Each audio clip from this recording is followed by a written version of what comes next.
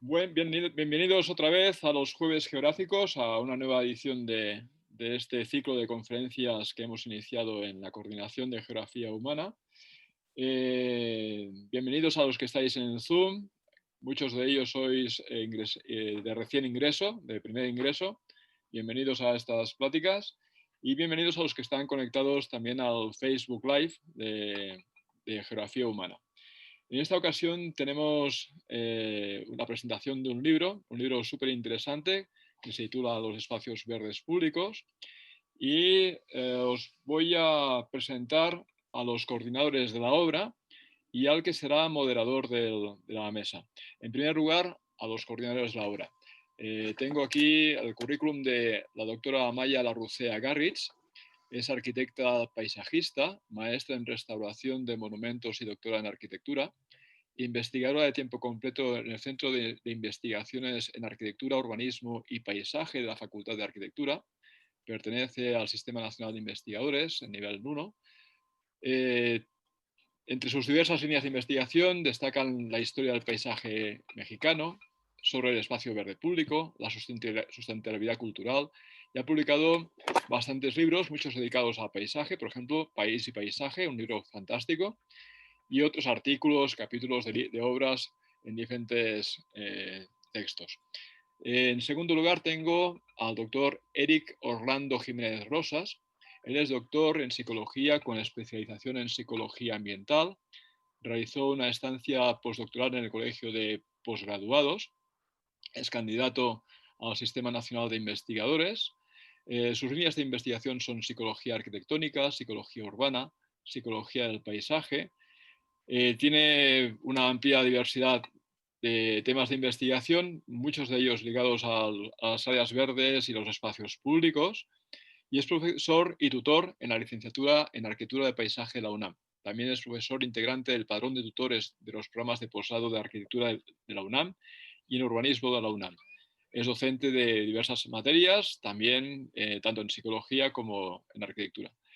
Y finalmente tengo a la bióloga maestra María del Carmen Mesa Aguilar. Es bióloga, maestra en ciencias en la línea de ecología urbana, con estudios realizados en la Facultad de Ciencias de la UNAM. Es diplomada en arquitectura de paisaje por la Facultad de Arquitectura y actualmente es profesora titular A de tiempo completo de la licenciatura en arquitectura de paisaje de la Facultad de Arquitectura, en donde trabaja en la línea de arquitectura del paisaje.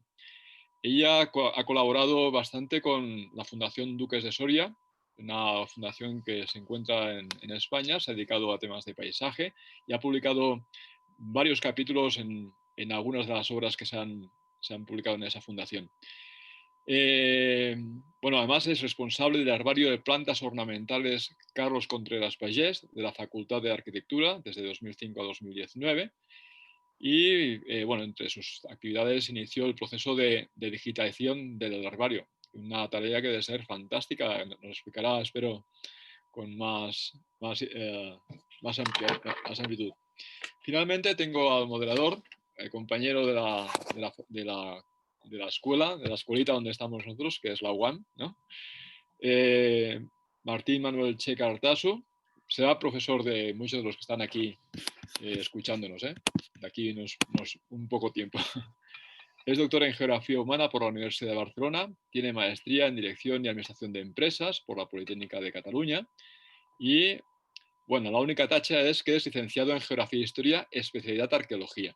Es la primera tacha que veo. Es broma. Bueno, es profesor titular del Departamento de Sociología de la Universidad Autónoma Metropolitana, miembro del núcleo básico docente del posgrado en Diseño, Planificación y Conservación de Paisajes y Jardines de la Universidad Autónoma Metropolitana, Unidad Azcapotzalco, y del posgrado de Estudios Sociales de la UAM Iztapalapa. Es miembro del Sistema Nacional de Investigadores en nivel 2.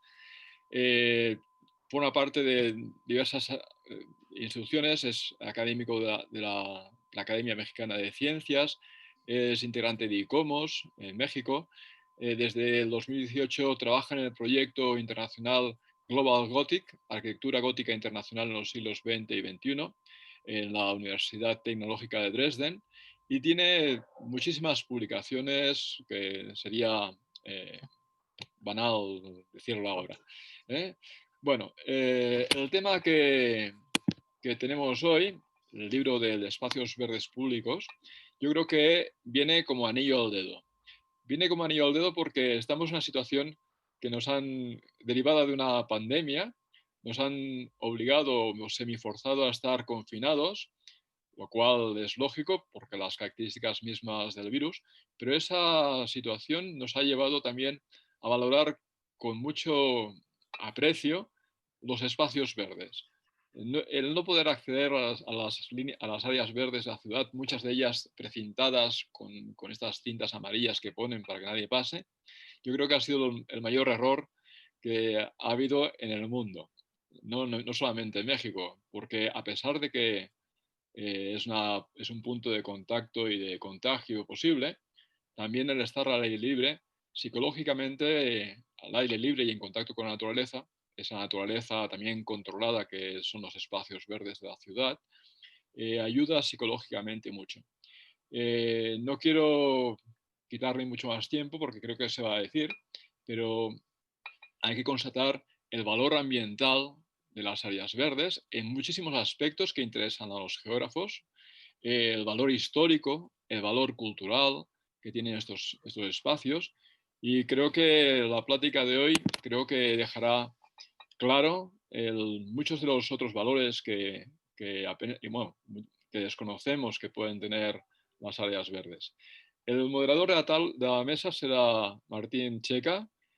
Le cedo la palabra ya. Muy bien, Adelante, cuando pues quieras. muchas gracias, Mira, muchas gracias pues a los coordinadores de este libro por asistir a una sesión más de los Jueves Geográficos, esta vez, por primera vez, en formato de conversatorio, presentación sobre un libro. Y bueno, decidimos tomar este libro porque nos pareció, ya lo adelanto, nos pareció fantástico, un trabajo excepcional en muchos aspectos y sobre todo en un aspecto fundamental que es el que permite, una vez leído el libro, muchos de sus capítulos permite pensar en conocer las áreas verdes de la Ciudad de México concretamente o de cualquier otra ciudad mexicana con mucho detalle. Si seguimos lo que dice el libro, los capítulos del libro, podemos hacer mucho trabajo muy interesante y rescatar, vamos a decirlo así, rescatar el verdadero papel multifacético de las áreas verdes en la ciudad. Entonces, yo me voy a permitir, antes de darles la palabra a los coordinadores del libro, contextualizar un poquito el libro en lo que se ha hecho en los últimos años respecto a las áreas verdes y en concreto respecto a los libros sobre áreas verdes en México, que por cierto no hay muchos, no hay demasiados, debería haber muchos más. Este libro tiene una característica muy interesante que quiero resaltar, que es la unión, al menos los coordinadores, pero también los autores, ellos nos los explicarán con más detalle, pero es la unión entre una arquitecta del paisaje, un psicólogo y una bióloga. Entonces es como la triada perfecta para analizar un área verde. Normalmente vemos muchas cosas de solo arquitectos o solo biólogos, ¿sí? Pero esta triada, esta conjunción, no, y eso hace que sea relevante. Me permito leer lo que he preparado, el escritito que he preparado, para luego darles paso a ellos que nos expliquen con más detalle cómo está formado el libro, qué estructura tiene, cómo son los capítulos, y luego hacerles una serie de preguntas para que nos ilustren de pues todo el trabajo que han realizado, porque hay una investigación detrás bastante densa y compleja, ¿no? Bueno, en los últimos años ha crecido la preocupación por conocer el estado, la situación y la historia de las áreas verdes urbanas en México. El número de artículos, de tesis, de posgrado, sobre todo de posgrado, compilaciones e informes, ha sido creciente. Lo hemos estado observando desde hace ya casi, no llega a una década, pero casi una década. Aunque aún queda mucho por analizar, mucho, y explicar, ya que el tema de las áreas verdes urbanas, la infraestructura verde, el greening en las ciudades mexicanas ha adquirido relevancia por sus condicionantes benéficos transversales frente a la expansión de las formas de lo urbano. lo verde, eso que se dice, lo verde, es como una marca de referencia que se introduce como una necesidad que muchas veces es una necesidad incomprendida por los gestores del urbano, ¿no? Y demasiado superficial a veces todavía, aunque se tiende a creer cada vez más que es indispensable poner verde en la ciudad o hacer que el verde de la ciudad funcione, ¿no? En cuanto a publicaciones, a libros, solo a libros, yo he de decir que son más bien escasos. Y por esto este trabajo es relevante ya primero por eso. Son escasos. Hay algunos, no solo de la Ciudad de México, que hablen de las áreas verdes, sino las áreas verdes de otras ciudades del país o en general. ¿Sí? En este sentido, pues bueno, quiero citar dos obras que son como pioneras de esto. Seguro que me dejo alguna, pero son esta obra de Eduardo Rapoport y Ismael López Moreno, que se llamaba Aportes de la Ecología Urbana de la Ciudad de México, del año 87, y otra del propio Ismael López Moreno, El arbolado urbano en la zona metropolitana de la Ciudad de México, del año 1991. Estas serían como los pioneros, las obras añejas, pero más recientemente encontramos algunas obras que de distintas maneras tratan las áreas verdes, concretamente de la Ciudad de México. Hay una obra, un libro de Lorena Martínez González, Árboles y áreas verdes urbanas de la Ciudad de México y zona metropolitana, que fue editado por la Fundación Xochitla en 2008. Hay un libro muy peculiar porque es bilingüe, en castellano y en portugués, que se llama Jardines Históricos Brasileños y Mexicanos, coordinados por la arquitecta de la Universidad Federal de Pernambuco, Ana Rita Sacarneiro, y la historiadora perteneciente al Instituto de Investigaciones Bibliográficas de la UNAM, Ramona Pérez Bertruy, que es realmente un trabajo muy interesante porque analiza los jardines históricos o algunos de estos dos países. La propia Ramona Pérez tiene un trabajo que a mí me parece absolutamente memorable, ¿sí? Por sus características documental, que es Jardines, Paseos y Parques del Centro Histórico de la Ciudad de México, la colección de planos de 1771 a 1935. Me parece un libro excepcional, es un libro de historiador, de documentación de algo que está ahí y dice, es que los parques se diseñan. Pues sí, se diseñan. ¿Sí? Un libro editado por la UNAM y por la UAM Azcapotzalco, en una de estas benditas colaboraciones que creo que deberíamos hacer mucho más a menudo. En el año 2014 hay un libro que creo que marca el antes y el después en cuanto al tema de libros sobre áreas verdes en México, que es el de las colegas del Colegio de la Frontera Norte, Lina Ojeda Rebá y Liana Espejel, que se titula Cuando las áreas verdes se transforman en paisajes urbanos, la visión de Baja California.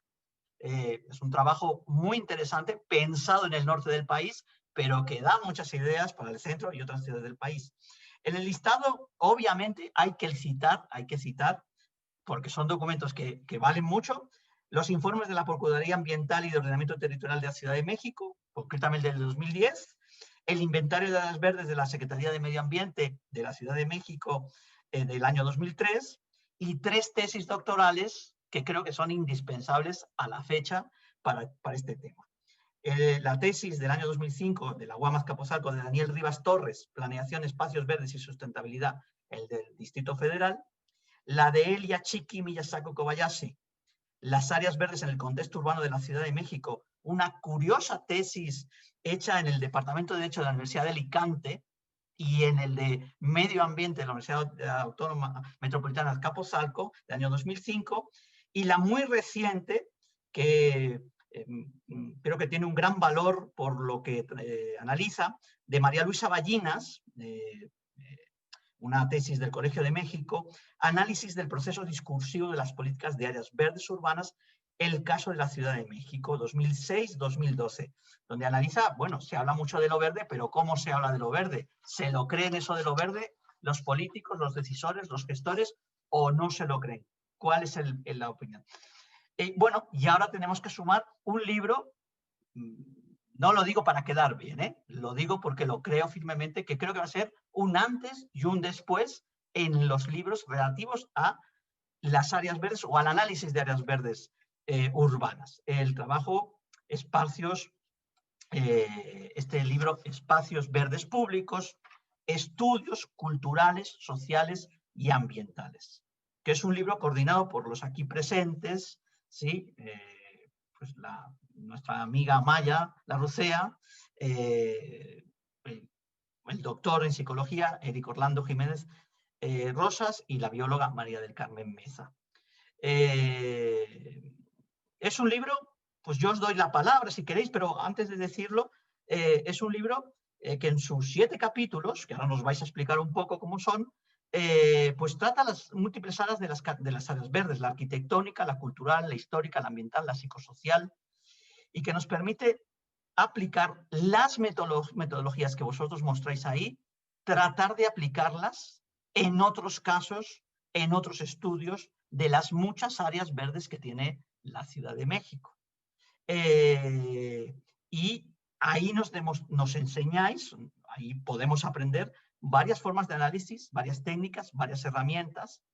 Y además es un libro, que también hay que ponerlo en contexto latinoamericano, y con esto os voy a ceder la palabra, que se equipara con los trabajos que, por ejemplo, se han hecho en la ciudad de Córdoba, en Argentina, que a mi modo de ver son los más excepcionales o los más bien realizados en América en el análisis de áreas verdes de forma integral, en el equipo que lidera el arquitecto del paisaje Lucas Peries, de la Universidad Católica de Córdoba, en Argentina.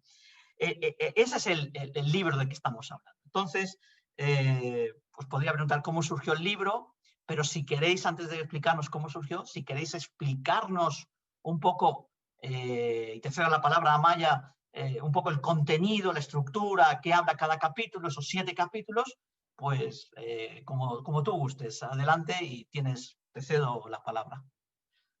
Ay, muchísimas gracias, Martín y Pera. Estoy yo, y creo que puedo hablar por mis compañeros, muy contentos de estar aquí, de compartir este trabajo, y muy agradecida también por el espacio.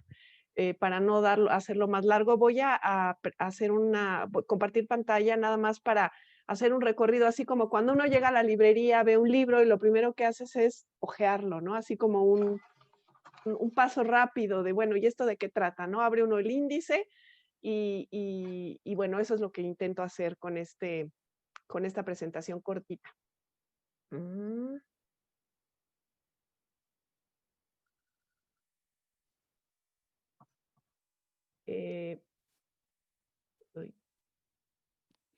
Ya está compartida, ¿eh?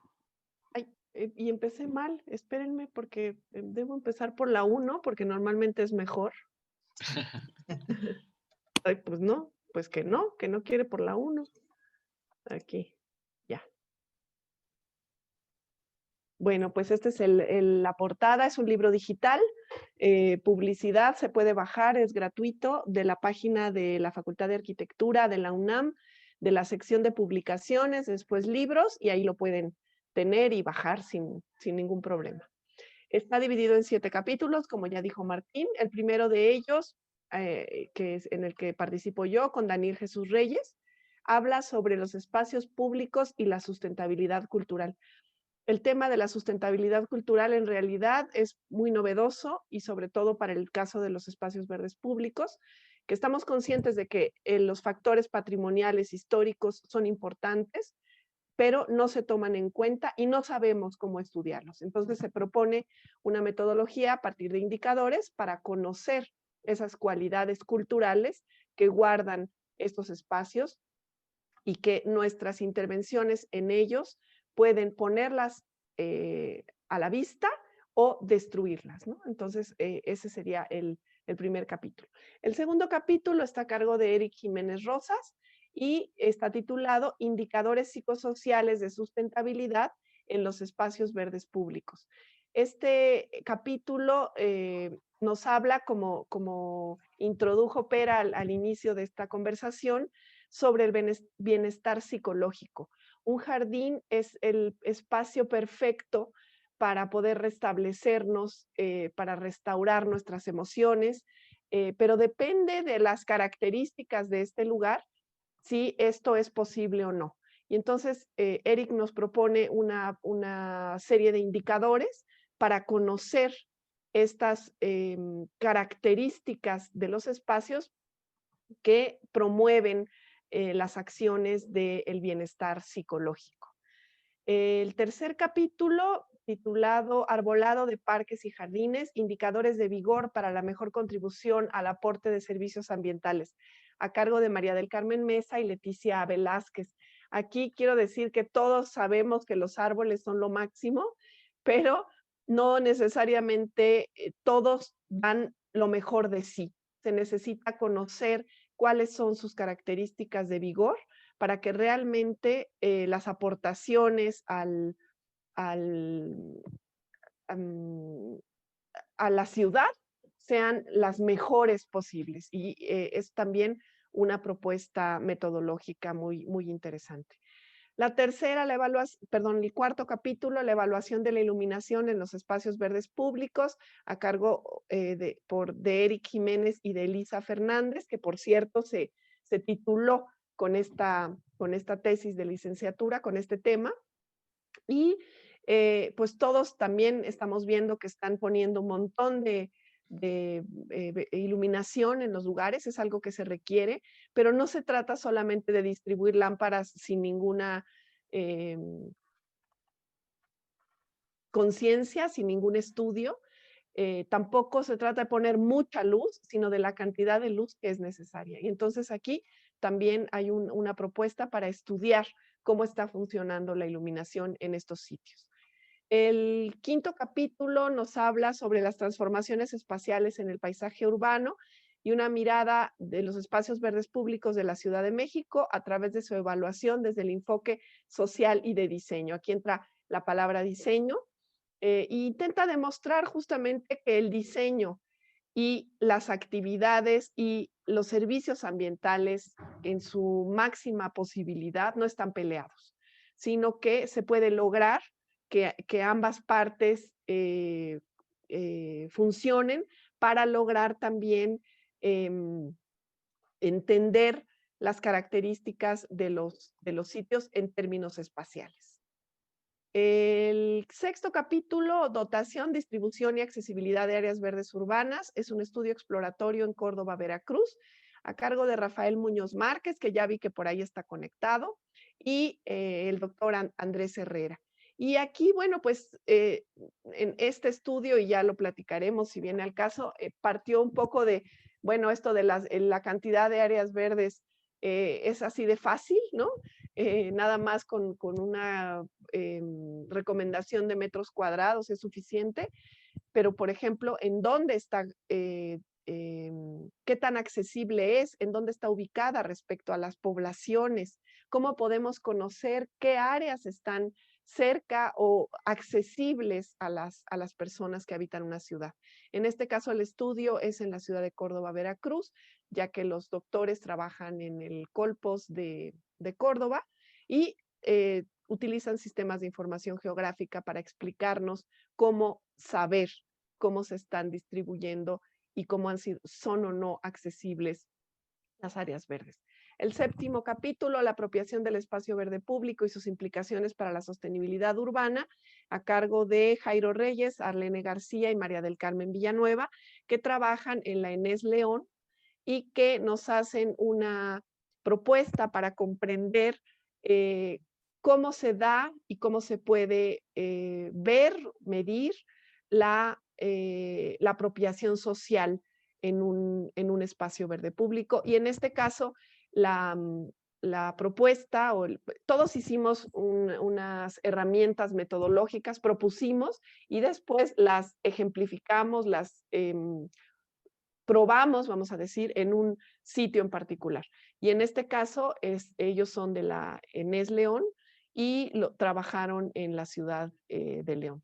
Y como no sé si va a dar tiempo después, no quiero dejar de mencionar aquí una lista muy larga de personas que han trabajado con nosotros, algunos en servicio social, otros haciendo tesis, otros haciendo sus prácticas profesionales, otros como becarios, otros como profesores invitados, y todos ellos han contribuido y han puesto un pedacito para que esto haya tenido el resultado del libro que hoy estamos presentando. Muchas gracias.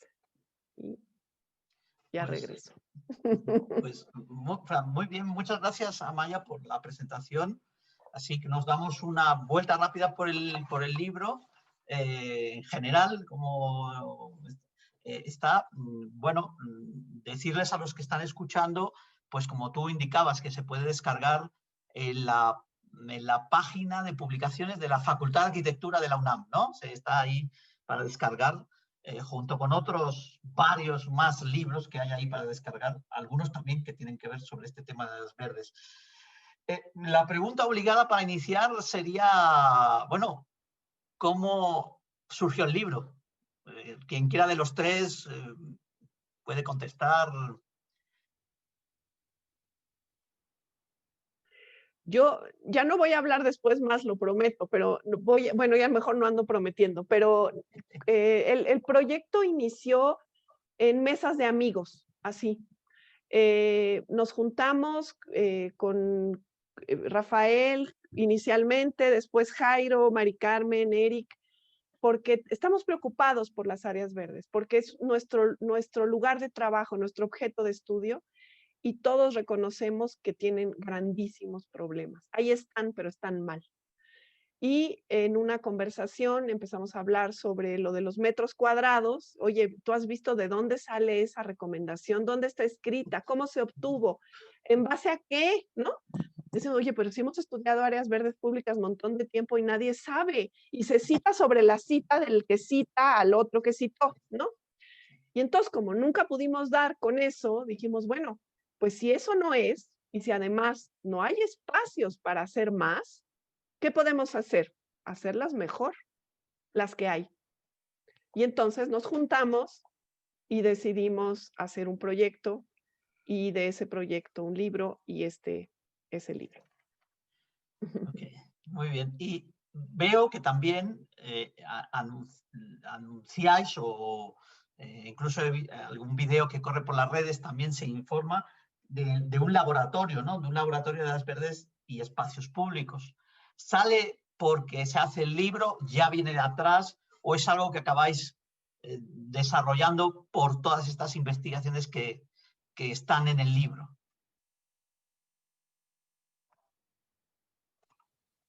Bueno, en realidad el libro es un producto del laboratorio, pero digamos, tienen un origen en común.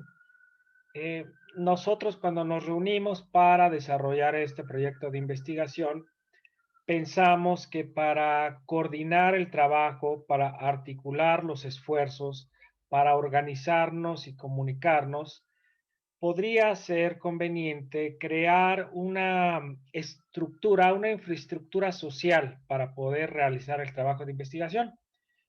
Entonces concebimos la idea de un laboratorio para llevar a cabo, en principio, nuestro primer proyecto de investigación, que se tituló parecido al libro, Espacios Verdes Públicos y Sustentabilidad, Estudios Culturales, Sociales y Ambientales.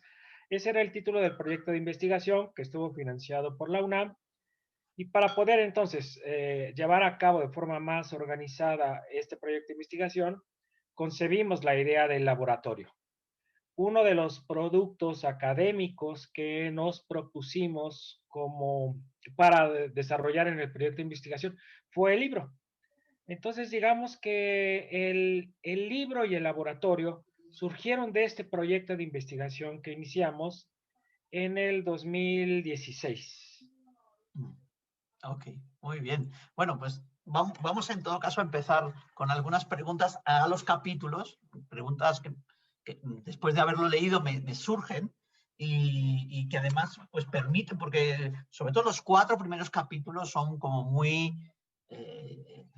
bien, ¿cómo lo diría? Están muy bien compartimentados a lo largo de toda la publicación. El primero es de tema, digamos, más la versión cultural histórica, el segundo más la psicosocial, el tercero más la biológica, más sobre el arbolado en general, la iluminación, etcétera, etcétera, etcétera.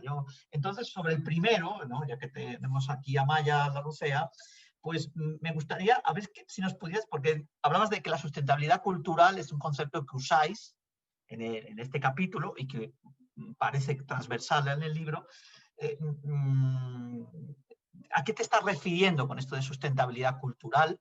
Eso sería la primera pregunta. Y la segunda pregunta, porque yo sé que tú llevas muchos años en este tema, de varios congresos nos conocemos de este asunto. ¿Por qué para ti es tan importante saber la historia de un área verde? ¿Por qué crees que es importante? Porque es algo que parece que a nadie le importe, pero sí tiene su importancia. Entonces, sean esas dos cuestiones, ¿no? ¿Qué es sustentabilidad cultural y por qué es importante saber la historia de las áreas verdes? Gracias, Martín. Ayer Martín me dijo que esto no era examen, pero se me hace que sí es. No, que para nada, para nada. No, es un gusto. Gracias por las preguntas. Pues la sustentabilidad cultural es una manera más moderna, más integral de ver aquello que se llamaba el patrimonio cultural, o que se sigue llamando en algunos ámbitos, ¿no?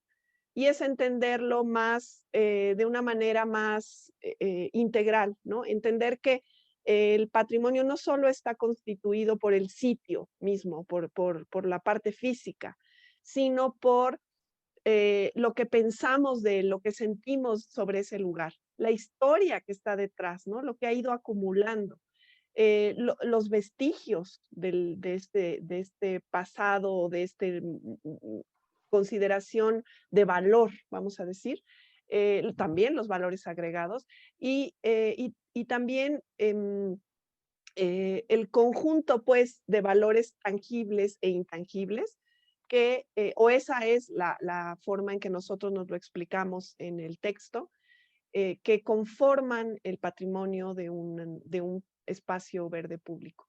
Y es una propuesta también contemporánea de UNESCO de decir que, bueno, no solamente lo económico, lo ambiental y lo social forman los círculos de la sustentabilidad, sino la propuesta de que la cultura, hay dos propuestas, ahí en el texto se amplía este concepto. Uno, que la cultura es el cuarto pilar de la sustentabilidad, y el otro, que la cultura encierra todos estos otros aspectos, ¿no?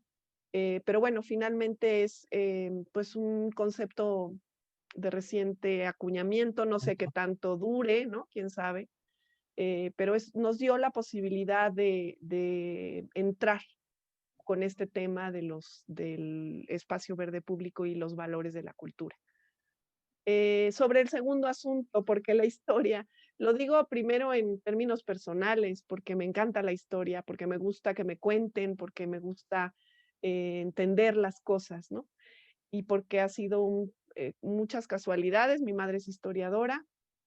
La primera clase que di en arquitectura de paisaje fue sobre historia de la arquitectura de paisaje, y me enfrenté al problemísima de que no había textos, ¿no? Y entonces, pues dar esa clase fue un reto, seguirla dando es un gran reto, y tuve la conciencia de lo importante que era contribuir con estudios históricos.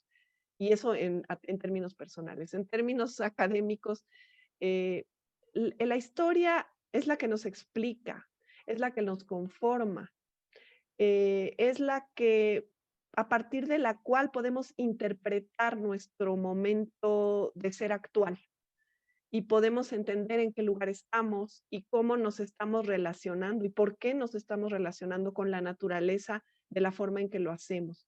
Eso puede ser hecho de muchas formas, pero los espacios verdes públicos son la prueba objetiva de nuestra relación con la naturaleza en las ciudades. Porque una cosa es el discurso y otra cosa es los jardines, cómo están, cómo realmente estamos haciéndolos, moldeándolos y interpretándolos, ¿no? Pero no podemos saber cómo hemos llegado a eso si no conocemos de dónde venimos. Y entonces, esa es mi inquietud con el espacio, con la historia del espacio público, y lo que hemos podido encontrar, lo que hemos podido ver, es que realmente nuestra relación con la naturaleza ha ido empeorando. No en el discurso, pero sí en la realidad. Estoy aquí hoy puesta porque tengo una súper maestra de la dinámica en Zoom, Ah, ya. Ahí está la plaza de, ¿cómo se llama? San Sebastián Torres Quintero, que era un lugar maravilloso y que si yo les cuento todas las historias que hay ahí atrás, no me lo pueden casi creer, están en el libro, pero que si yo voy al lugar, lo que hago es llorar. Está verdaderamente Sí, devastado, ¿no? sí. Pero atrás hay mucho y se puede rescatar. Si yo no conociera esa historia, diría, bueno, que lo tiren, que lo remodelen. Entonces, pues la historia es la base, digamos, también de esos valores culturales que están ahí, que no se ven, pero que son lo que explican y apropian de estos barrios y de estos lugares. ¿Puedo intervenir? Sí, claro, con lo que ¿Sí? queráis. Sí, sí, adelante, adelante. Yo quería abundar en este sentido de, con Amaya hemos aprendido muchísimo y hemos aprendido a leer, ¿no? Lo que hay detrás de estos espacios. Y me parece que desafortunadamente estos espacios se borran de un plumazo. O sea, llega alguien a un lugar en donde puede hacer cambios y modificaciones, trae su propia idea y de un plumazo borra lo que hay, sin considerar en absoluto lo que significa, lo que la gente ha vivido o ha sentido en esos espacios. Me parece que es muy importante entonces el aspecto patrimonial, ¿no? O cultural de estos espacios para su propio cuidado, ¿no? Y conservación. Eric, ¿quieres añadir algo?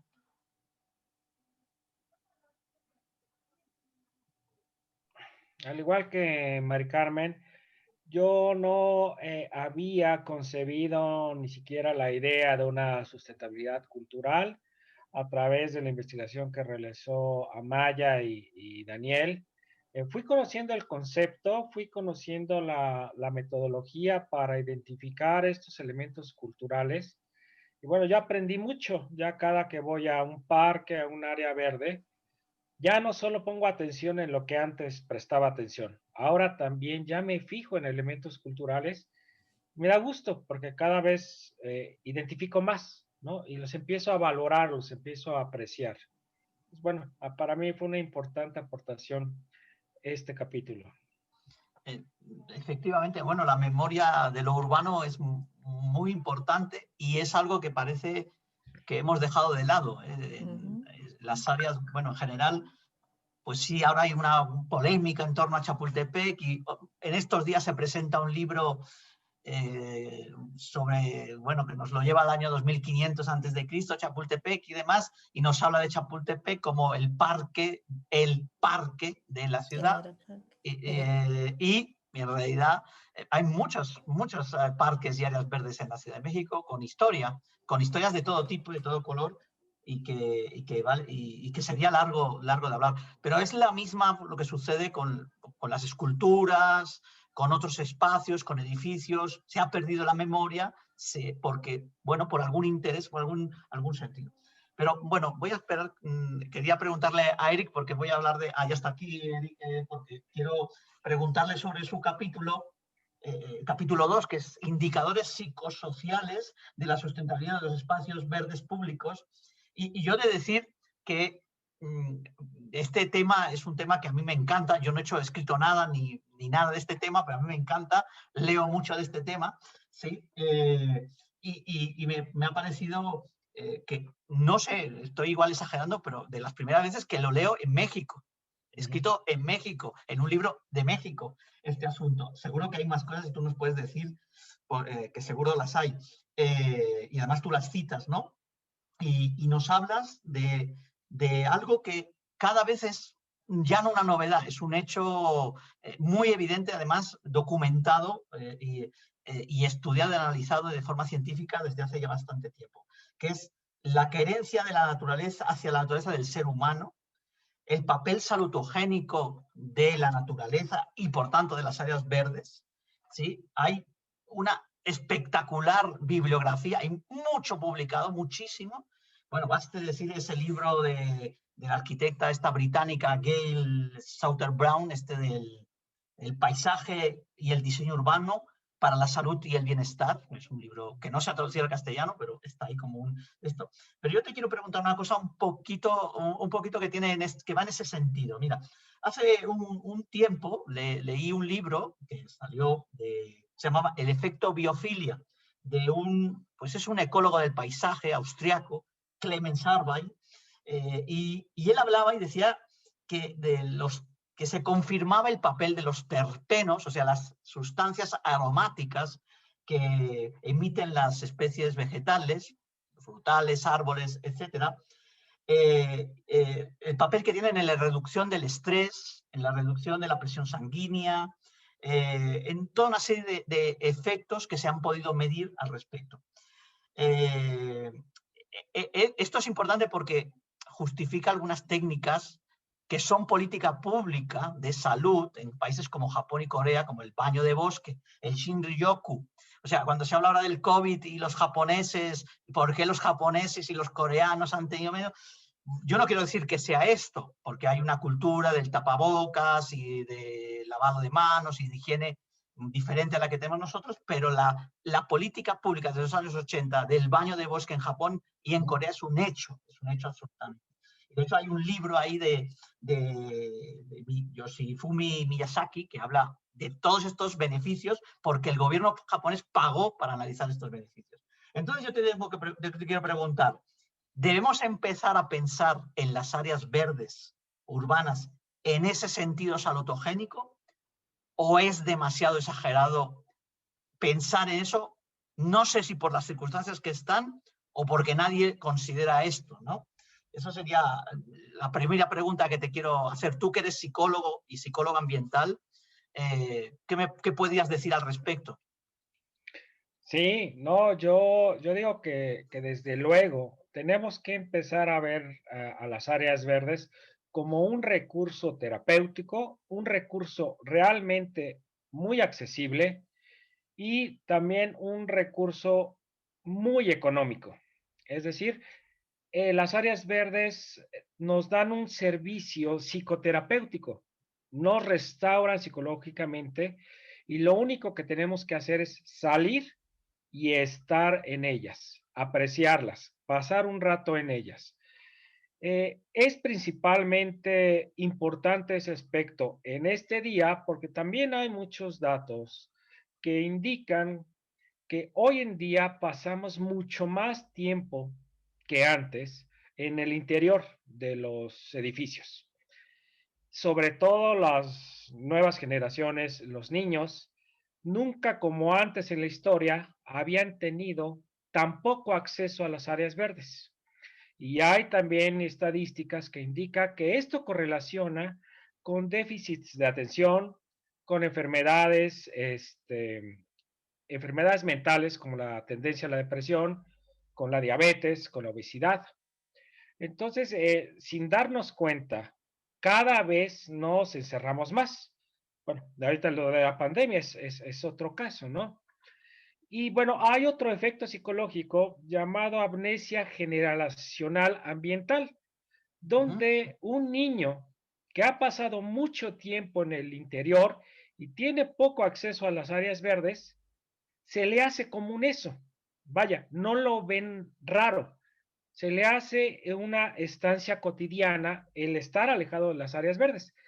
Entonces, si no empezamos a valorar a las áreas verdes como con este potencial terapéutico, este potencial clínico, pues vamos a seguir constriñéndonos, quedándonos en el interior, siendo que es un recurso para restaurarnos física y psicológicamente, que es realmente muy accesible, es muy económico y bueno, lo único que sí, y que lo planteo yo en el capítulo, es que sí, lo que está demostrado es que las áreas verdes nos hacen bien. Pero ¿qué tipo de áreas verdes? ¿Con qué diseño? ¿Con qué configuración? Bueno, pues eso es en lo que hay que profundizar. Y bueno, hay una propuesta de una serie de elementos que se han encontrado que pueden favorecer estos efectos benéficos para las personas. Ok, muchas gracias. ¿Quieres que tú, Mari Carmen? Voy a participar un poquito. yo de lo que estuve leyendo y de lo que me acuerdo, antes se pensaba en los parques y los jardines como los lugares de recuperación del cansancio semanal, ¿no? Era ir a un paseo en donde encontrábamos un ambiente diferente, verde, balsámico inclusive, ¿no? En el sentido de los aromas. Y ahora, bueno, son despreciados. Yo creo que un poco en el sentido de que ahora son tan pocos los espacios verdes que tenemos y hay un uso un uso intensivo y además un mal uso, porque resulta que estos espacios, al tener zonas libres, son utilizados para colocar la feria, el camioncito, las carpas de N cantidad de cosas que no nos permiten el disfrute del espacio. Eso, yo creo que eso es importante. Y por otro lado, esto que ya comentaba Eric, en el que el propio diseño de estas áreas verdes se está convirtiendo en una gran explanada o con grandes senderos y unas pequeñas jardineritas por allí. Cuando el efecto terapéutico, balsámico de estos espacios responde a la generación de pequeñas o medianas masas forestales que nos hagan sentir eso, el cambio del espacio urbano a un espacio natural. Creo que por allí va ¿no? El asunto. Sí, efectivamente, sí, ¿no? El tema del diseño es muy importante, más de lo que parece, ¿no? Porque, como bien dices, hay esas planchas o esas cosas extrañas llenas de hormigón o que se hacen, ¿no? Y que justifican, se justifican y que dan mucho de sí, de hablar de dónde se colocan y por qué se colocan. En ese mismo capítulo 2, esto podéis responder todos si queréis, pero habláis hacéis un análisis de la Alameda Sur de Xochimilco, entiendo, ¿sí? Y a mí lo que me sorprende, los gráficos que ponéis, que por cierto, el libro tiene un conjunto de gráficos pues muy atractivo, muy bonito, un diseño muy bien llevado de todos los gráficos, muy unitario. Creo que hay algo ahí en vuestra facultad o en vuestra licenciatura de Arquitectura del Paisaje, porque hay otro libro que ha salido también de profesoras de esa licenciatura que también tiene muy bien diseño de lo gráfico, de las gráficas, de los pasteles. Pero yo os quiero preguntar, porque en ese análisis habláis de muchos usos sociales. O sea, me llama mucho la atención en el momento de decir los que pasan, ¿no? Los que pasan, ¿no? Y yo quería preguntaros, o qué opináis, ¿será que las áreas verdes urbanas son máquinas promotoras de la sociabilidad? Es decir, generadoras de estrategias de un disfrute diferente de la ciudad. Es decir, lo digo porque, pues todos van, no sé quién va a los parques o a las áreas verdes, yo voy los domingos y a la que voy está siempre llena de gente y de actividades, ¿sí? Y las actividades son de todo tipo, ¿eh? Son de todo tipo, no simplemente sentarse en la banca, ¿no?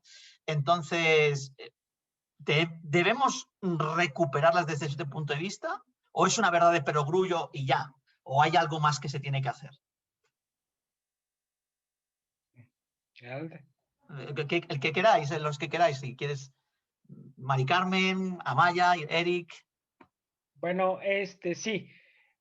Lo que yo comento en este capítulo es que las áreas verdes públicas son de los pocos espacios capaces de satisfacer una gama muy amplia de necesidades humanas. Quiere decir que son capaces de satisfacer una serie de criterios que son comunes a niños, adolescentes, adultos, a hombres, a mujeres, a ricos, a pobres, ¿no? Es un espacio bastante generoso con todos. Y bueno, de ahí gran parte del éxito, porque una persona que acude a un área verde podrá tener satisfecha varias de sus necesidades. Incluso muchos de los visitantes van en concreto a obtener satisfacción de ciertas necesidades. Otros encuentran ahí, ya estando ahí en la estancia, encuentran disfrute y satisfacción en otras necesidades y muchas veces cuenta, pero experimentan satisfacción, ¿no? En ese sentido, yo creo que también se debe señalar y hacer énfasis en esta cualidad de las áreas verdes públicas, que son un promotor de satisfacción de necesidades humanas en general, ¿no? Entonces vale la pena invertir en ellas, vale la pena cuidarlas, vale la pena conservarlas. Mari Carmen, Amaya. Yo nada más agregar que sí, son sin duda el espacio ideal para la sociabilización, para la construcción de identidad de barrio, por ejemplo, ¿no? Para conocer a tus vecinos, para mirar niños que a lo mejor no ves nunca, ¿no? Para comprender cómo se mueven y caminan las gentes de la tercera edad, nos hacen más humanos, más conscientes de nuestro entorno social, de nuestro país, de nuestra ciudad. No me parece exagerado, estoy convencida de que así es, ¿no? Pero también ahí el diseño interviene. Es importante promover que esto suceda, ¿no? Que haya bancas puestas para que yo pueda hablar con un desconocido, para que pueda mirar a los que pasan, porque eso de mirar también es muy interesante, como dices, Martín. Es entretenido, ¿no? Crea también posibilidades, pero se necesita que el diseño promueva, ¿no? No cualquier, eso sí, es potencial, pienso, pero no todos los parques lo logran. Por ejemplo, ahora estamos promoviendo no poner poner más pavimento porque entonces hay menos mantenimiento en las plantas. Menos bancas porque se pueden dormir las personas indigentes. Menos arbustos, menos pasto porque hay que podarlo. Menos, y menos obtenemos de ellos, ¿no? Entonces, hay que diseñar una banca que funcione y que nos permita hablar, sentarnos a mirar y no tenga una problemática social que finalmente va mucho más allá de ese problema puntual, ¿no? O de eso que para algunos es un problema puntual. Es un asunto muy complejo, ¿no? Pero las posibilidades y capacidades de las áreas verdes verdaderamente son casi, que diría yo, ilimitadas. Sí, yo solo agregaría que lo que hace falta es una visión política no solo discursiva de que son muy importantes y de que hay que conservarlas. La visión política tiene que ser una verdadera gestión de estos espacios. En realidad, prácticamente lo único que se hace en estos espacios es podar el pasto y barrer. Es lo que se hace. Y no se da mayor importancia a los elementos que conforman el sistema verde que le da nombre a estos lugares, ¿no? Eso es, yo creo que allí tenemos que incidir, desde luego el diseño. Ahorita hay un programa de recuperación de parques y lo que están haciendo es ampliar los andadores, poner más pavimento, hacer esplanadas, y la vegetación pues la quitamos, dejamos unos cuantos árboles y ya se ve bonito. Y desafortunadamente se está creando una cultura porque la gente va al parque y efectivamente lo ve más bonito porque lo ve barrido y lo ve limpio, pero no se dan cuenta que han perdido una serie de elementos que son los que contribuyen a dar estos servicios ambientales de los que hablamos, que nos dan las áreas verdes. Muy bien.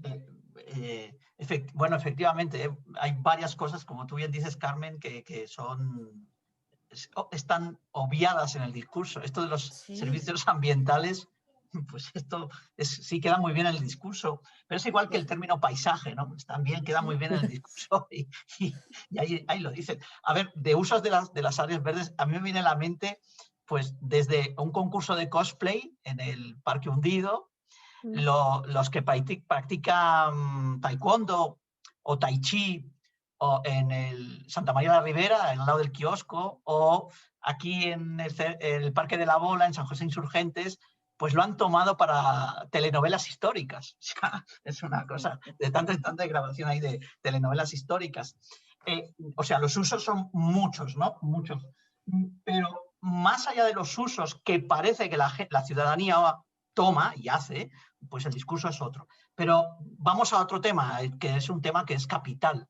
Y que tú, Mari Carmen, en el capítulo 3, arbolado de parques y jardines, indicadores de vigor para la mejor contribución al aporte de los servicios ambientales, ya lo dice todo el título, que has escrito con Leticia Velázquez Ramírez, hablas con mucho detalle de este asunto del arbolado, ¿no? La taxonomía, corrígeme si me equivoco, pero te quiero leer una frase que decís al inicio del capítulo y preguntarte una cosa al respecto. Decís, los parques en la Ciudad de México son víctima de la adversidad y el desequilibrio del medio, a lo que se suman las prácticas inadecuadas de plantación y manejo que afectan el crecimiento y desarrollo de la vegetación, situación que trae como consecuencia la disminución de sus funciones vitales y como consecuencia anunciada el envejecimiento prematuro de los árboles y la muerte de muchos de ellos. O sea, tú empiezas el capítulo así y dices, pues ya no sigo, ¿no? Ya, Pero está perdido esto. no, lo digo porque además, habiendo leído otras cosas, pues es dramático, ¿no? Entonces yo te pregunto, ¿tan grave es la situación? Cuando yo hablo con los que estáis metidos en este tema, todos me dicen cosas muy parecidas, ¿no? Esa sería una primera pregunta, ¿no? Y luego te quiero preguntar otra pregunta, porque creo que es algo que la gente no sabe, ¿no? Que es, bueno, ¿cómo se provee de árboles la Ciudad de México? Sé que hay dos grandes viveros, pero sé que tienen bastante, no problemas en sí el vivero, sino más bien la gestión de cómo plantar y ese tipo de cosas. Todo, y que hay que decir que yo creo que sigue siendo el director de uno de esos viveros, escribió en su momento en la Universidad Autónoma de Champín su tesis y nos relataba con un detalle realmente una organización, una estructura bien armada, bien pensada. O sea, que sí hay vivero, pero ¿cómo funciona? Entonces, serían dos preguntas. ¿Es tan grave lo que pasa con los árboles? ¿Le tenemos que echar siempre la culpa al eucaliptos? Y la otra cuestión es, y a los no autóctonos, a las vegetaciones autóctonas, y esto de cómo funciona, el tema de los árboles, cómo se compran, cómo se ponen, cómo funciona todo esto.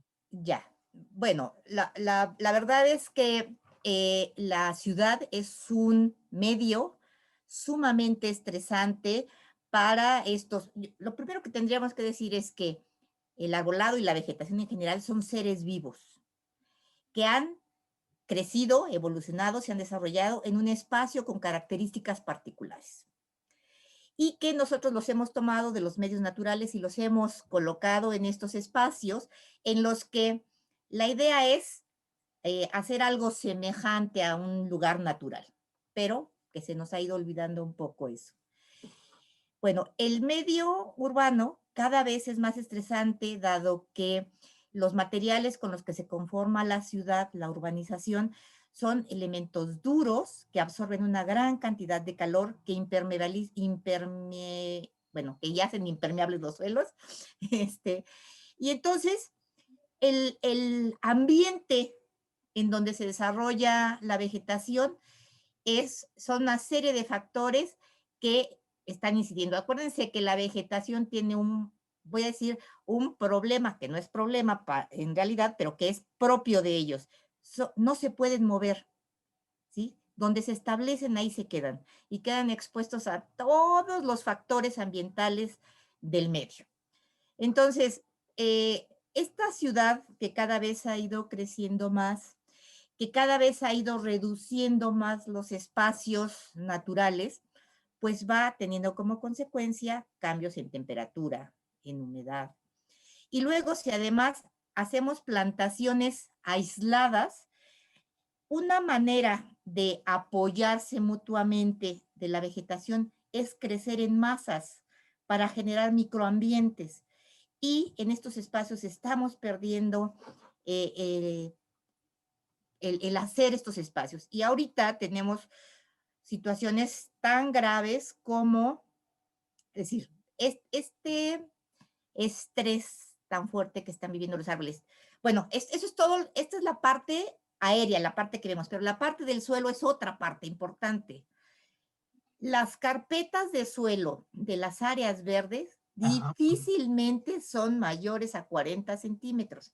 En el estudio que hicimos de la Alameda Central, que nos permitimos hacer estudios de suelo, encontramos que a 30 centímetros ya había cascajo. O sea, el material que de las casas que construyeron o que tiraron, pues sirvió para rellenar. Yo no entiendo por qué, porque este era un lugar de un suelo riquísimo, era una hacienda, el espacio donde está la Alameda Sur, pero cuando hicimos el análisis de suelo nos encontramos que a 30 centímetros ya había cascajo.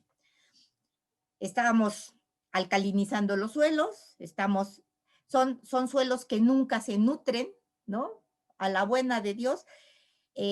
Utilizamos especies exóticas, ¿no? Especies que no son de nuestro país, que son especies que requieren mayor cantidad de agua que la que se da aquí en la Ciudad de México, porque aquí en la Ciudad de México tenemos dos grandes zonas, la zona de secas, que es como de 8 meses, y la zona de lluvias, que es como de 4 o 5 meses. Y entonces, pues la vegetación tiene que adaptarse a eso, y no hay riego. Entonces, no tienen riego, no tienen suelo, no tienen nutrientes, tienen mayores temperaturas, tienen menor humedad, están siendo utilizados como elementos separados. Pues todo esto incide en los árboles. Y luego, además, a esto le aunamos el mal manejo que se ha hecho sobre todo del arbolado. Se poda inadecuadamente, se desmochan los árboles, se les hacen heridas y se dejan. Uno de las evidencias más fuertes de esta pérdida de vigor del arbolado es la plaga de muérdago que tenemos. Voy a decir el 95 por verme buena persona, el 95% de nuestro arbolado está plagado por muérdago. En buena medida es porque ha entrado un factor anexo, que es estos pájaros negros que eran de zonas más cálidas y que ahora, al aumentar la temperatura en la ciudad, han migrado, y ellos son los vectores de los muérdagos. Y otro es porque las propias especies han perdido su vigor y son muy susceptibles de ser atacadas. Entonces, sí tenemos un problema grave. No lo queremos ver, solo es pasar por una gran avenida y ver los troncos ennegrecidos del hollín que tienen, y nadie pensamos que la corteza es como la piel, ¿no? De estos individuos, y que no pueden respirar, ¿no? Que los suelos están compactados y las raíces están tan apretadas que no pueden respirar. Entonces, todo eso contribuye a la pérdida de vigor del arbolado. Y tenemos que considerar que el arbolado es importante porque son plantas de ciclo de vida largo, y ¿no? Permanecen más tiempo, son los que mejor contribuyen y son, creo que, a los que más maltratamos. No sé si respondo. Sí, respondes perfectamente. Me recuerda lo que dices, una cuestión que ahora con la pandemia ha salido. A mí me recuerda lo que dices, las lecturas de este fisiólogo vegetal italiano, Stefano Mancuso, ¿no? Que habla sobre el futuro es verde, ¿no? Con varios libros, ¿sí? Pero cuando lo lees y cuando yo te oigo a ti, pues una de las cosas que me viene es que no sabemos nada de los árboles. No sabemos cómo funcionan. Entonces, al no saber cómo funcionan, pues ahí los dejamos y ahí están, y no entendemos que es un ser vivo con una serie de funciones. Y como tú bien dices, bueno, es escandaloso, la verdad, cuando lees que los 40 centímetros, dices, wow, ¿no? Pues entonces, ¿cómo están las áreas verdes, no? Voy al siguiente capítulo, porque ahí también habláis del tema de la iluminación, ¿sí? Y que pareciera que es algo que siempre se le da mucha importancia en términos de esa relación que tiene ciudad, seguridad, delincuencia, y la petición de luminarias, ¿no? Y si me pones una luminaria, pues no me atracarán, ¿no? O esas lecturas tan naif que a veces se hacen, ¿no? Y se gastan el dinero y ponen la luminaria. Pero por lo que vosotros decís en el 4º capítulo, evaluación de la iluminación de los espacios verdes públicos, primero, parece que se desprende que hay bastante desorden, al igual que el tema de la vegetación o el totalmente desentendimiento con el tema de la iluminación, ¿no? O sea, se ponen ahí y puede ser que un árbol se pase toda su vida, si es que vive, con un foco todas las noches, ¿no? Entonces su ciclo vital pues se distorsiona, ¿no? Y luego creo que también da a entender vuestro capítulo que ponéis en duda, una pregunta dirigida para ti, Eric, confrontáis esa creencia precisamente de que más iluminación es más seguro. O sea, en algún momento da la impresión que esto no para nada es así y que no tiene nada que ver.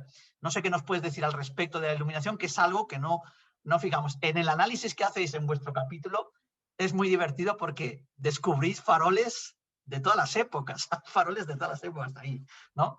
No sé si nos puedes decir algo al respecto. Sí, también es interesante esto. Los resultados empíricos han mostrado que son muy inconsistentes. En algunos casos, más iluminación reduce cierto tipo de crímenes. En otros casos, más iluminación no tiene ningún efecto. Y en otros casos, más iluminación incluso correlaciona con más crimen, ¿no? Lo que yo trato de mostrar en el capítulo es que en gran parte esto se debe a que se ha tomado una visión acerca de la iluminación unifactorial, es decir, la única relación que se establece es seguridad e iluminación y no se toman en cuenta otros factores.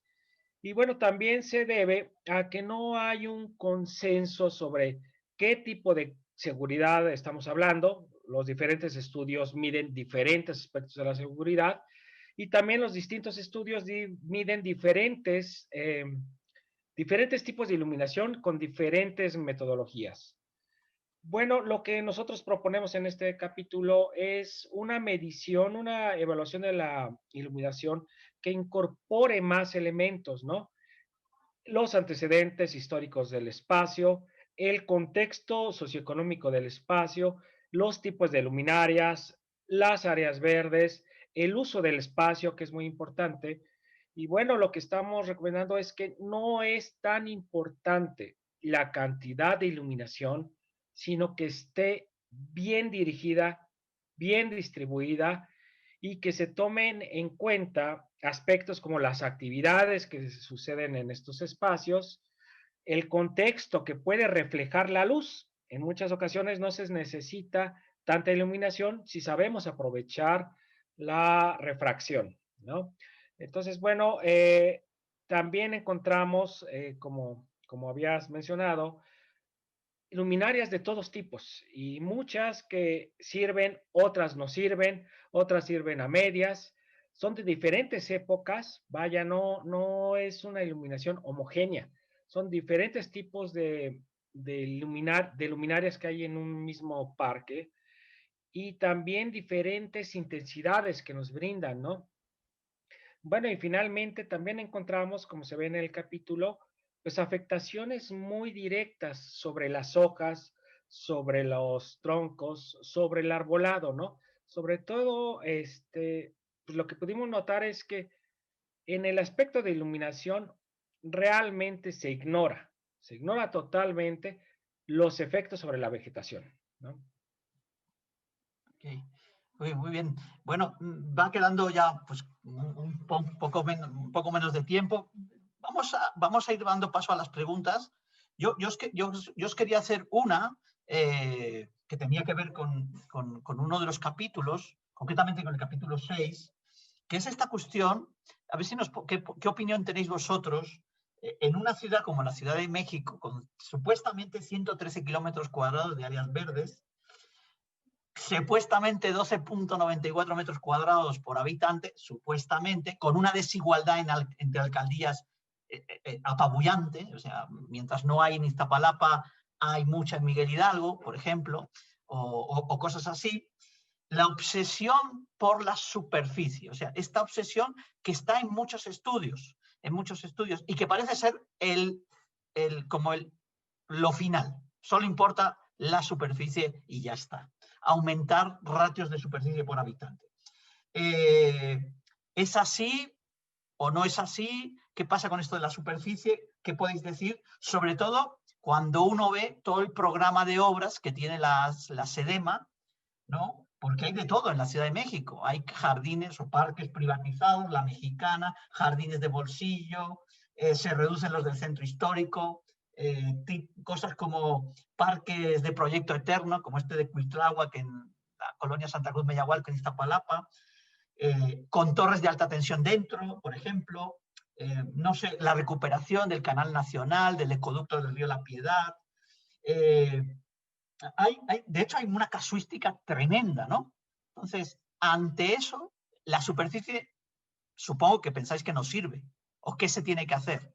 Porque creo que es el final, como una de las conclusiones de vuestro libro, ¿no? Voy a decir rápido, pero sí, finalmente partimos de eso, partimos de esa interrogación de qué onda con la superficie. Y sí, creo que concluimos después de todos los estudios y creo que demostramos que no, la superficie no es la respuesta.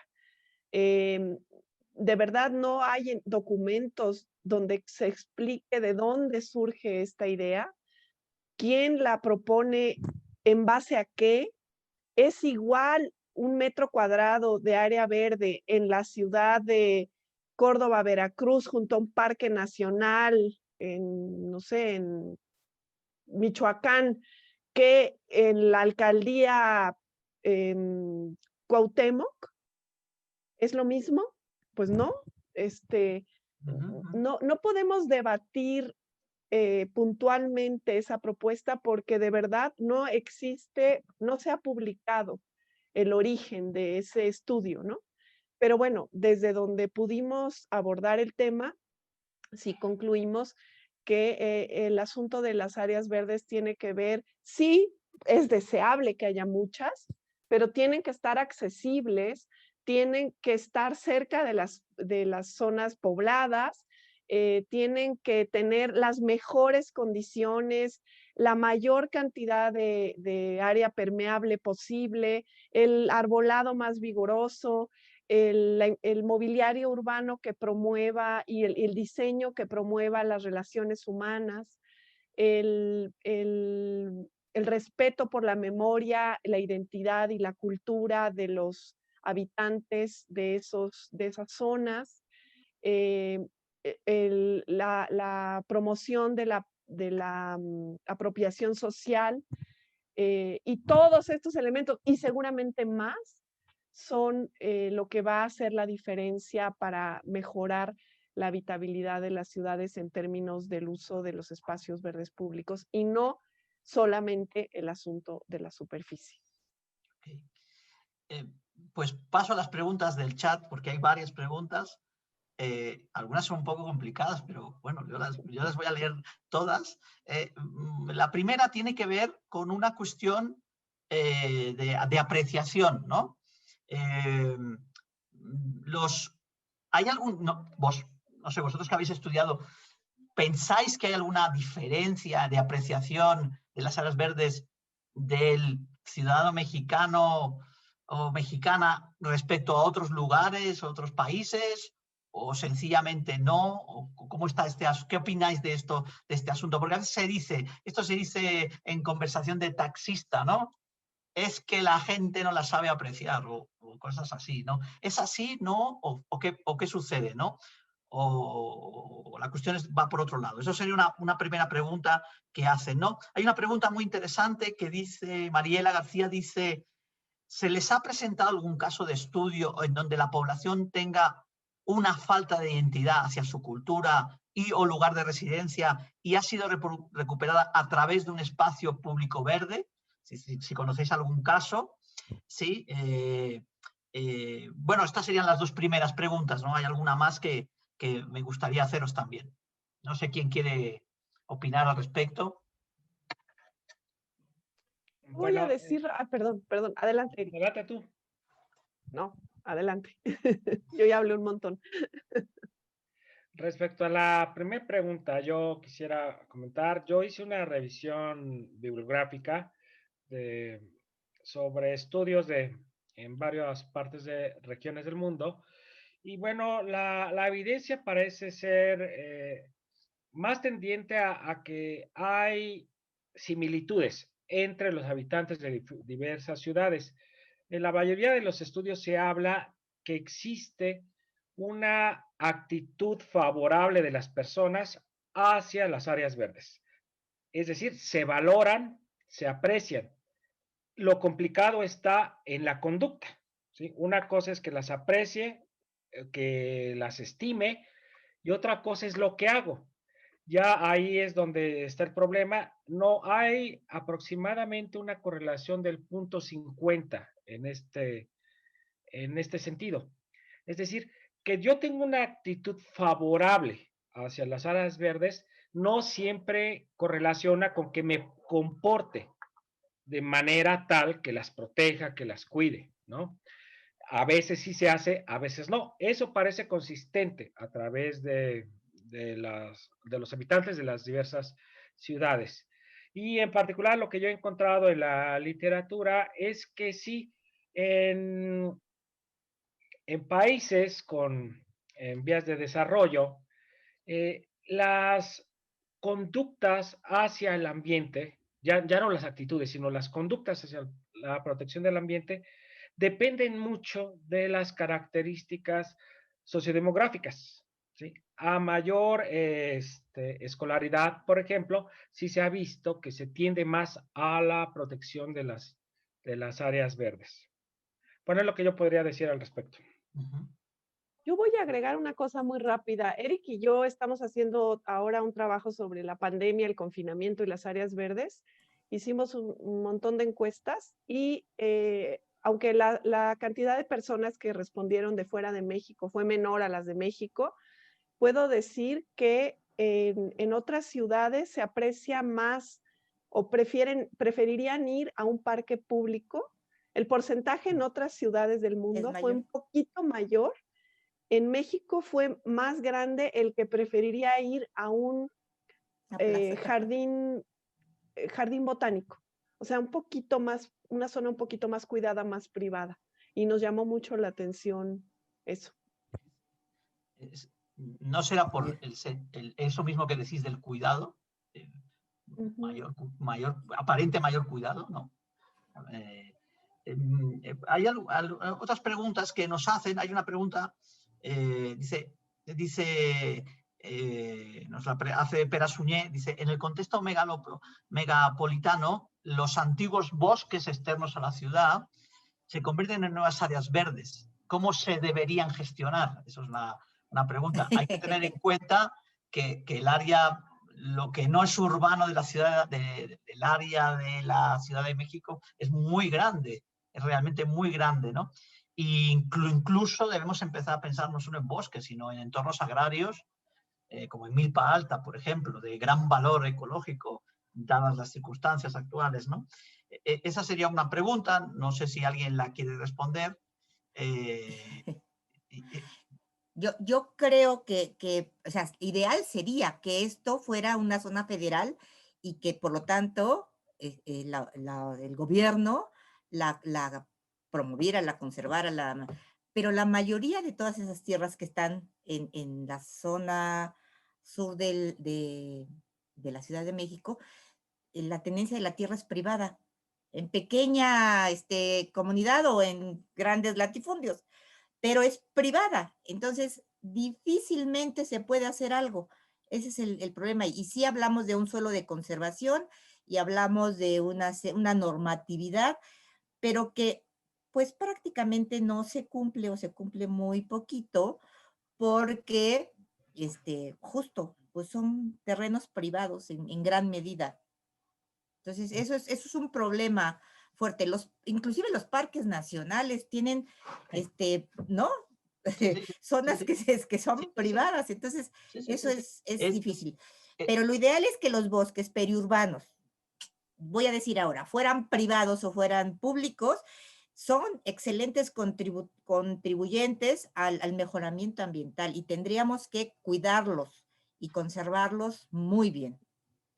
De hecho, lo que tú comentas esconde uno de los dilemas provocados por la historia del país. O sea, el 0,28% del territorio nacional solo es público, el resto es de alguien. Con propiedad social, propiedad privada pura, cualquier otra fórmula, con lo cual gestionar lo público en México es tremendamente complicado, ¿eh? Y eso provoca una serie de circunstancias.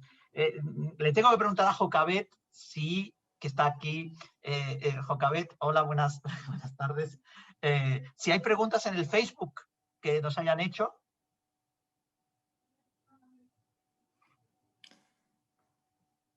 No, Martín, no han hecho preguntas en el Facebook. No, he visto muchas aquí, pero no en el Facebook. No en el Facebook.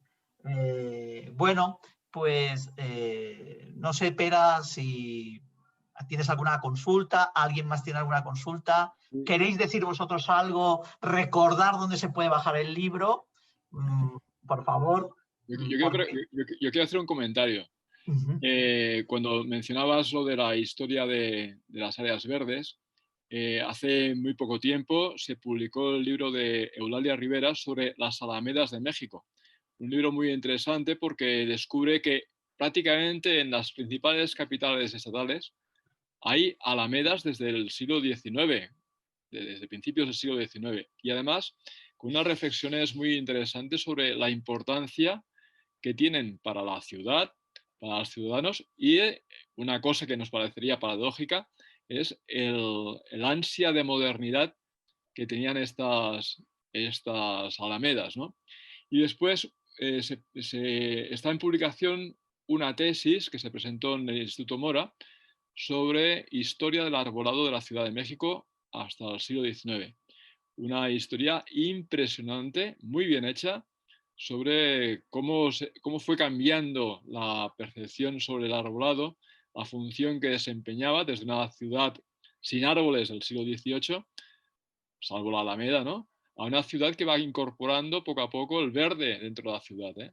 Solo saben de este detalle, ¿no? Okay.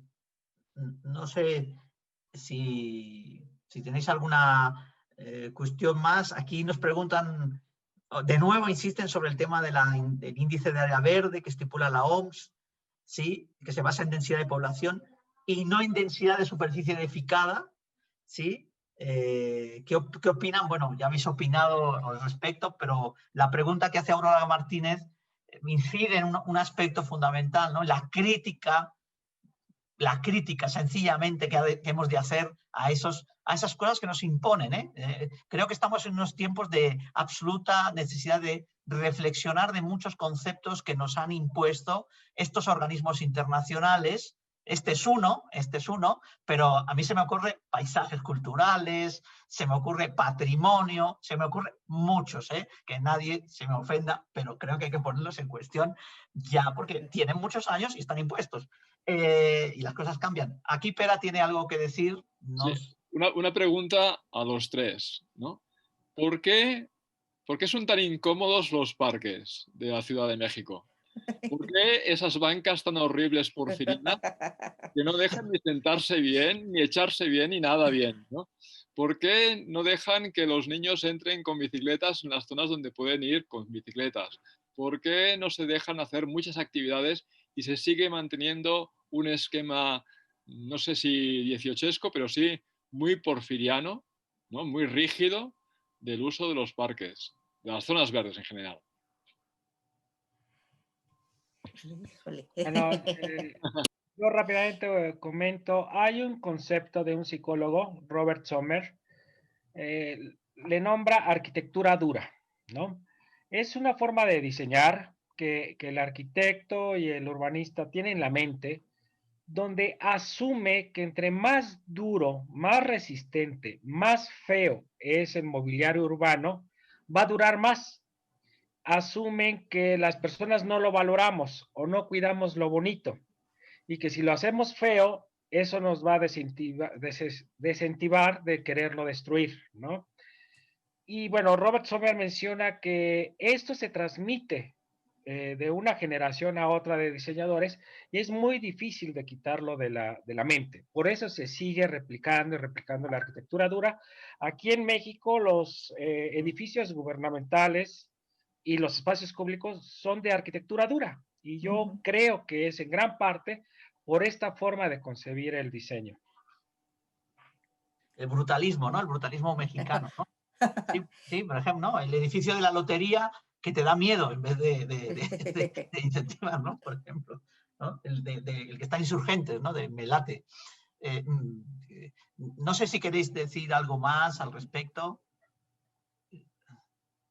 Bueno, yo solo me estaba acordando cuando preguntaban sobre algún parque, algún lugar que al ser modificado hiciera que la gente se apropiara. Me recordé cuando estuvimos en la ciudad de Tuxtla, de un lugar que era pues prácticamente un basurero, un lugar donde se reunía gente de mala vida y etcétera, y que lo arreglaron, hicieron un parque muy bonito, el Parque de la Marimba, y que a partir de que el parque se diseñó y ahora todas las noches hay reunión en el parque, que es un lugar, una ciudad de mucho calor, y van y a bailar y luego a pasear por el parque un rato. Y creo que ese fue es un buen ejemplo de apropiación de un espacio una vez que ha sido convertido en área verde. Sí, hay que decir que sí hay, incluso hay algún estudio. Yo recuerdo una tesis de maestría, quiero recordar, de la UAM Coajimalpa, que analiza el jardín Ramón Velarde delante del Centro Médico Siglo XXI y hace un relato, toda la tesis es una tesis de antropología, hace un relato de toda la apropiación que se hace del parque por distintos colectivos, desde una señora que lo cuida desde hace un montón de años y los vecinos la apoyan porque la han detenido no sé cuántas veces, hasta todo tipo de actividades artísticas, pero que son aparentemente desconocidas por la autoridad, ¿no? Aparentemente, ¿no? Y yo lo que quisiera con, ¿no? Quien se acerque al libro, o ya ni se acerque, o sea, aunque no se acerquen al libro, ahora que se acerquen a las áreas verdes, véanlas con otros ojos. O sea, permitámonos ver que son mucho más que terrenos con plantitas. Exactamente, ¿no? ¿Sí? Qué bueno que concluyes así, porque efectivamente el libro es un libro de consulta obligada para todo aquel que quiera analizar las áreas verdes de la Ciudad de México. Sin lugar a dudas, por la visión transversal que tiene y las diferentes facetas y aristas que llevan a hablar de áreas verdes o de lo que sucede o hay en las áreas verdes. Yo creo que ese es el gran valor del libro. Cualquier estudiante que quiera trabajar lo ha de consultar porque le va a servir.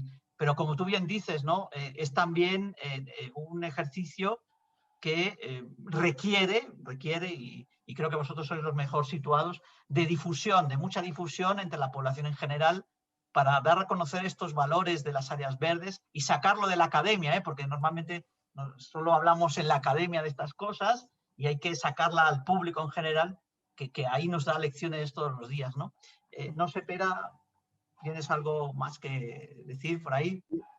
A mí una cosa que me ha llamado la atención es la imagen de la portada, que está detrás de Martín, ¿no?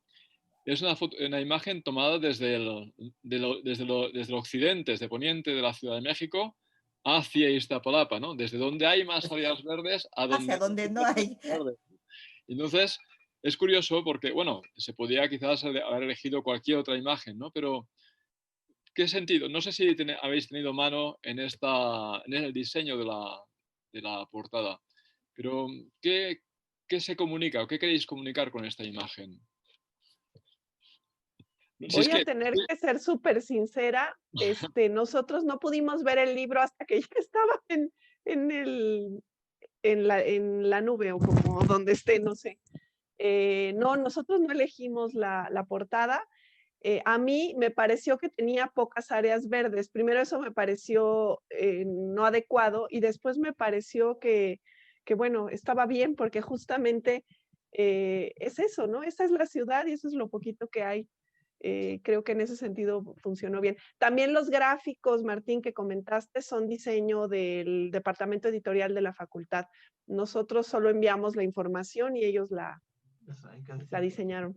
Bueno, yo quisiera decir que, sin embargo, sí enviamos una propuesta de portada parecida, con la idea, ¿no? De mostrar ambiente construido con algunas áreas verdes, y fue realmente idea de los alumnos y las alumnas que participaron con nosotros en el proyecto.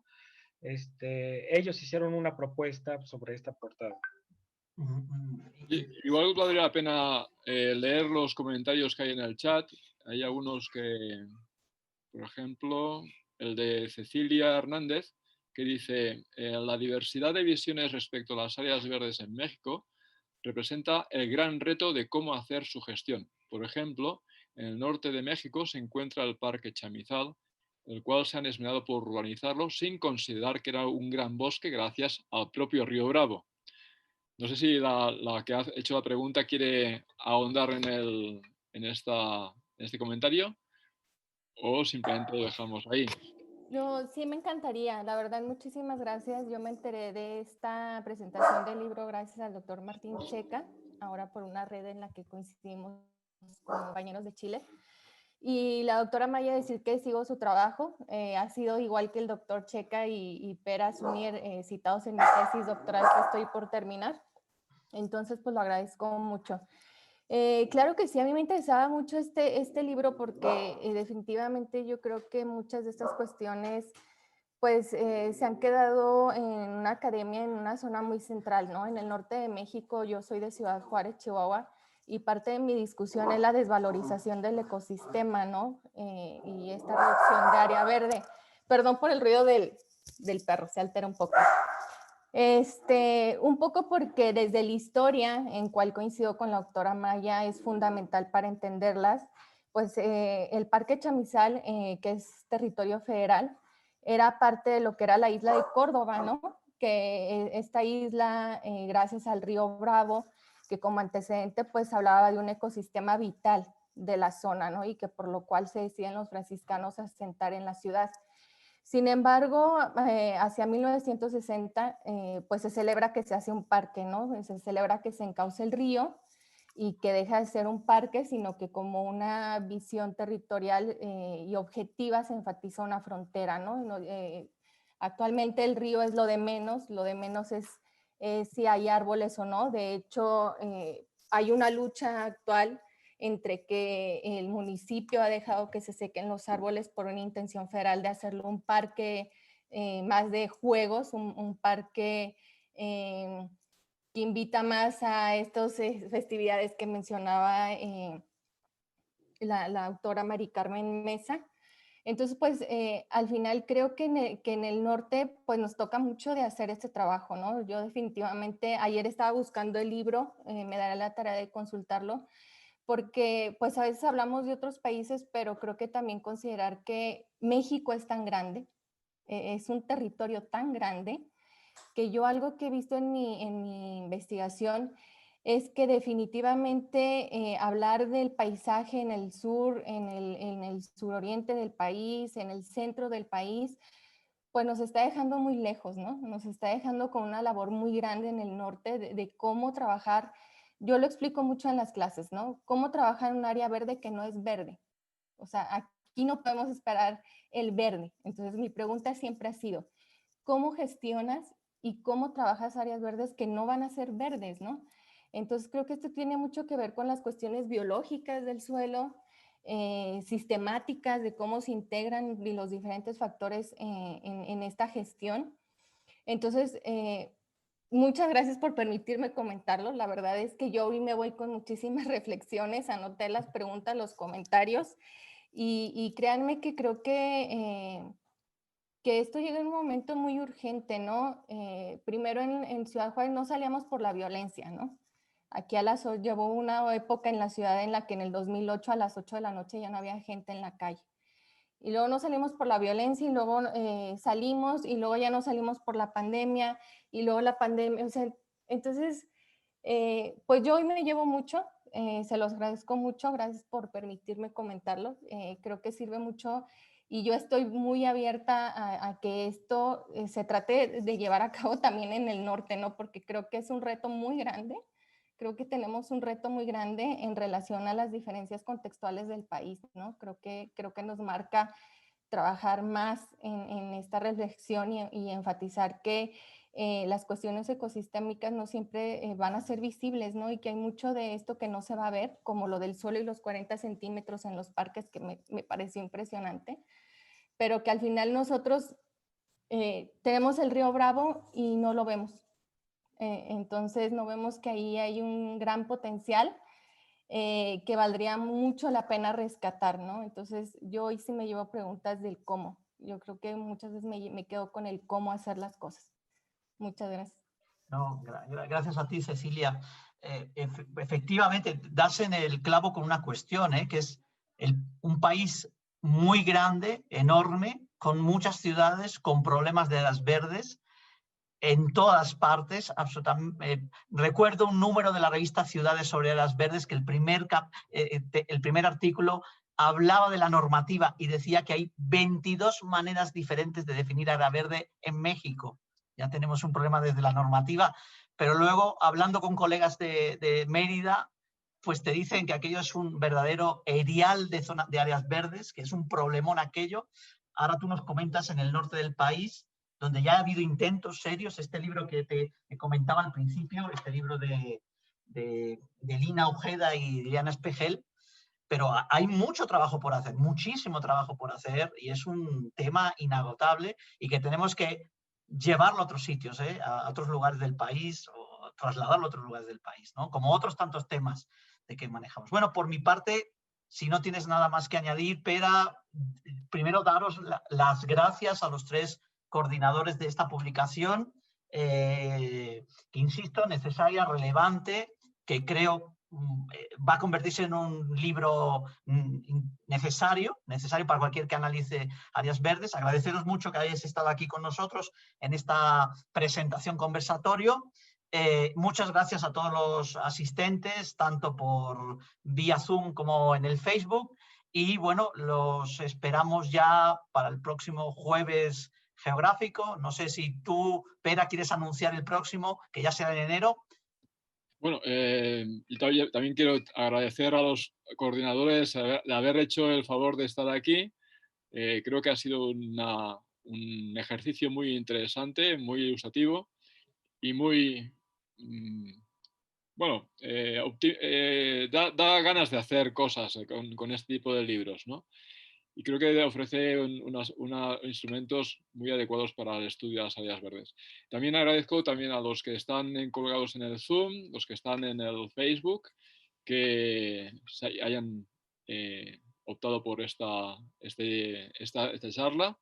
Y les esperamos, sí, en enero hay una presentación de un libro en el último jueves de enero, mentira, el antepenúltimo jueves de enero. Y después empezamos un nuevo ciclo que tiene que ver con los paisajes, ¿no? No sé, no recuerdo el título que le pusiste, Martín. ¿Recuerdas el título del...?